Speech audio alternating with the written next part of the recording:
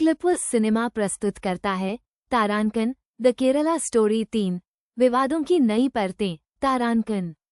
दोस्तों, the Kerala story ने box office पर जो तूफान मचाया उसे कोई नहीं भूल सकता। और अब जब द केरला स्टोरी 3 की आहट सुनाई दे रही है तो जाहिर है एक बार फिर वही सवाल खड़े हो रहे हैं, क्या होगा इस बार? किस नए विवाद की आंधी चलने वाली है?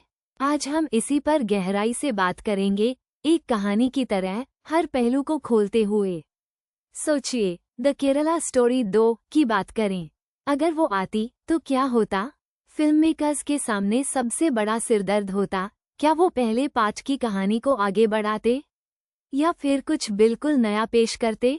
अगर कहानी आगे बढ़ती तो सबसे बड़ा सवाल होता कि उन युवा लड़कियों का क्या हुआ जिन्हें कथित तौर पर बहकाकर आतंकवादी गुटों में शामिल कर लिया गया था। क्या वो वापस लौट पाती? क्या उन्हें न्याय मिलता? या फिर ये कहानी उनके संघर्ष और समाज के अंधेरे सच को बेपर्दा करने की कोशिश करती? और अगर ये कहानी उस वक्त की होती जब वो लड़कियां आतंकवादी गुटों में शामिल हो चुकी होती, तब ये फिल्म किस नजरिए से दिखाई जाती? क्या ये उनके दर्द, उनके पछतावे या फिर उनके द्वारा की गई भयानक हरकतों को दिखाती? क्या ये फिल्म उन्हें पीड़ित के तौर पर पेश करती या खलनायक के? यहीं से विवाद की पहली चिंगारी भड़क सकती थी। फिर आता है बैकग्राउंड और कॉन्टेक्स्ट। द केरला स्टोरी की सफलता इस बात पर टिकी थी कि उसने एक ऐसे संवेदनशील मुद्दे को छुआ जिसने लोगों को सोचने पर मजबूर कर दिया। द केरला स्टोरी 3 के लिए फिल्ममेकर्स को इससे भी बड़ा या उससे भी ज्यादा चौंकाने वाला सच खोजना पड़ता। क्या वो किसी और राज्य में ऐसी ही किसी घटना को उजागर करते, या फिर उसी केरल की कहानी को लेकिन एक बिल्कुल नए आयाम से? कल्पना कीजिए, अगर द केरला स्टोरी 3 का फोकस सिर्फ धर्मांतरण या आतंकवाद पर ही न रहे बल्कि ये दिखाती कि कैसे ये पूरा रैकेट काम करता है। इसमें कौन कौन शामिल है? क्या सिर्फ बाहरी ताकतें हैं या समाज के भीतर से भी कोई मदद मिलती है? क्या ये फिल्म उन परिवारों की कहानी बताती जिन्होंने अपनी बेटियों को खो दिया? उनके आंसू, उनका दर्द, उनका गुस्सा, ये सब मिलकर एक मजबूत नैरेटिव बना सकते थे। लेकिन दोस्तों, असली पेंच तो तब फंसता जब फिल्म में किसी खास समुदाय को निशाना बनाया जाता। द केरला स्टोरी पर इसी तरह के आरोप लगे थे।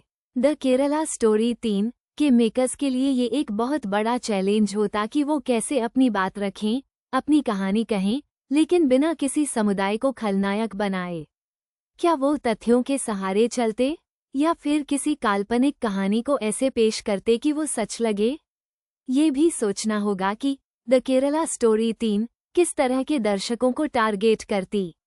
क्या वो सिर्फ उन लोगों को खुश करना चाहते थे जिन्होंने पहला पार्ट पसंद किया, या फिर वो एक व्यापक दर्शक वर्ग तक पहुंचना चाहते थे जो एक अच्छी, सस्पेंसफुल और सोचने पर मजबूर करने वाली फिल्म देखना चाहता है?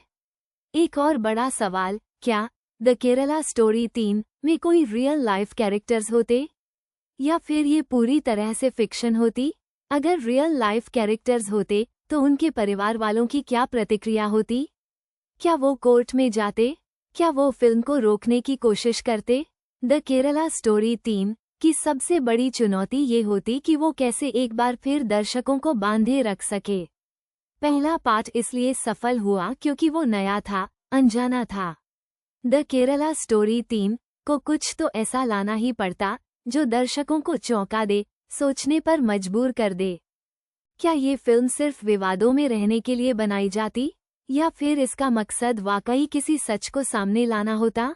ये वो सवाल हैं जो द केरला स्टोरी 3 को लेकर चल रही चर्चाओं के इर्द गिर्द घूमते हैं, और ये कहानी अभी शुरू हुई है।